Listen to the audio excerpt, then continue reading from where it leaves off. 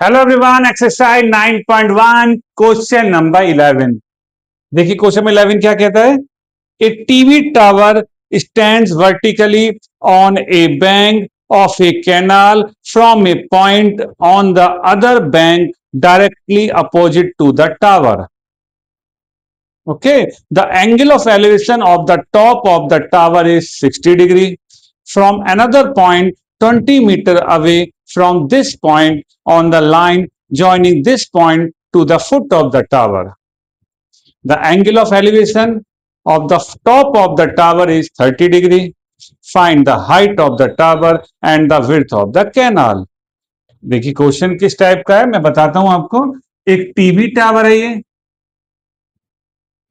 Suppose A B, ठीक। और ये कैनाल है जिसे नहर बोलते हैं, जहां बहुत सारा पानी होता है। एक टावर के मतलब ये जो कैनाल है नहर, इसके एक साइड में टावर खड़ी हुई है और कैनाल जब ये पूरे यहां पानी बह रहा है, अब इस कैनाल के इस पॉइंट पर एक किनारे पर खड़े होकर हम टावर के टॉप को देखते हैं तो एंगल बनता है 60 डिग्री। एंगल बना 60 डिग्री, ठीक है। ये नहर है और ये टावर हम कैनाल के किनारे पर खड़े होकर यहां से देखते हैं तो एंगल 60 डिग्री बनता है। और इससे 20 मीटर दूर हटकर,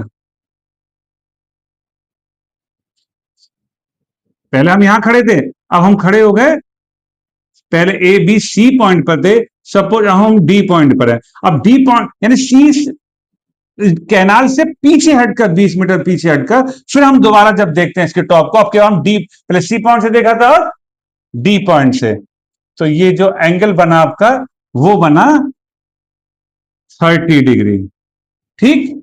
तो पहले एंगल बना था 60 डिग्री और अब बना 30 डिग्री। तो ये हमसे कह रहा है find the height of the tower. Tower की हाइट बताइए। ए बी क्या है, टावर, जो हमें फाइंड करना है। And the width of the canal, और कैनाल क्या है बी सी, ये भी हमें फाइंड करना है, ठीक। समझ में आ गया डायग्राम।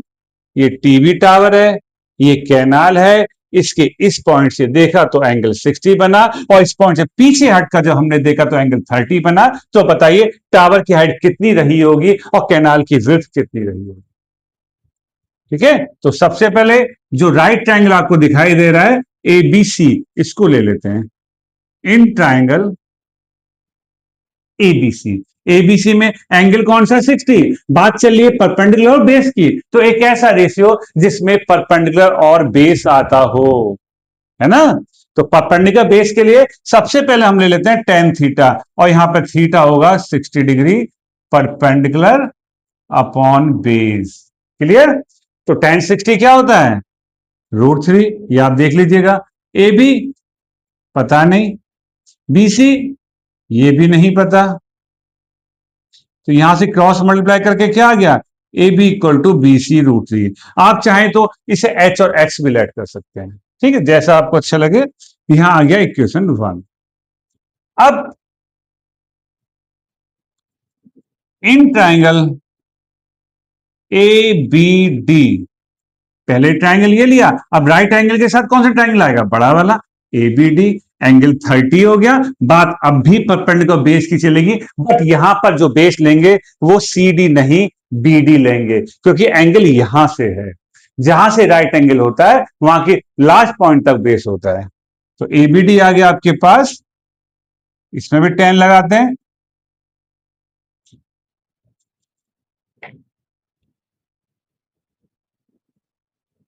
टेन 30 आ गया परपेंडिकुलर अपॉन बेस, ठीक।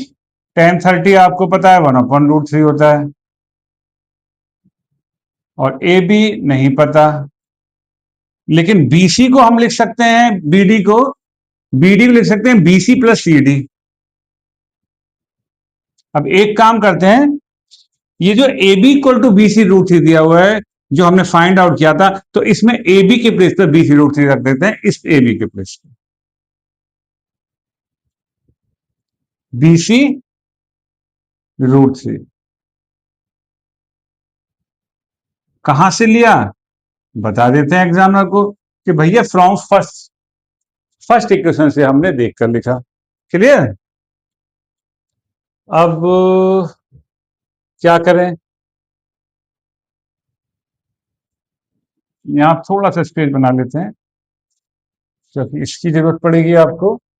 तो क्रॉस मल्टीप्लाई, चलिए यहां थोड़ा सा यहां लिख देते हैं।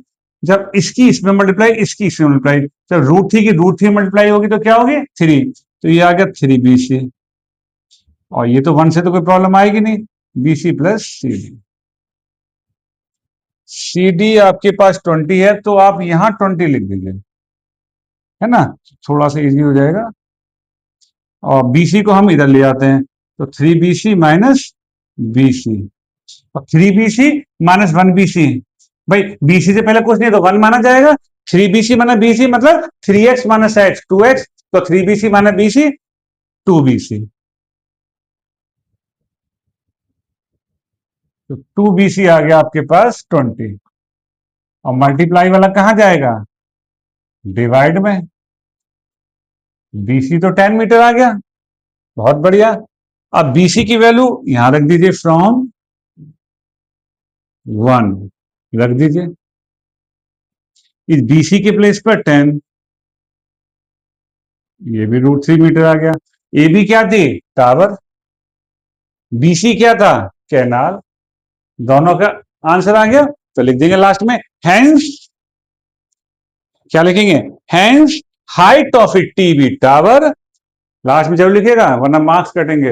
Hence height of a TV tower equal to AB equal to 10√3 metre, and width of the canal equal to BC equal to 10 metre. तो ये हैंस लिख दीजिएगा, और चाहो तो लास्ट में √3 की वैल्यू 1.732 रख दीजिएगा। तो 10 इंटू 1.732 कितना हो गया? 17.3। ठीक है, तो अच्छे से क्वेश्चन पढ़िएगा क्या कह रहा है, उसके अकॉर्डिंग डायग्राम जरूर समझिए, उस डायग्राम को फॉलो करिए और ट्रिग्नोमेट्री रेशियो को सही प्लेस पर अप्लाई करो, तो 100% समझ में आएगा। ओके, तो करते ही प्रैक्टिस, बने रहिए हमारे साथ। Thank you.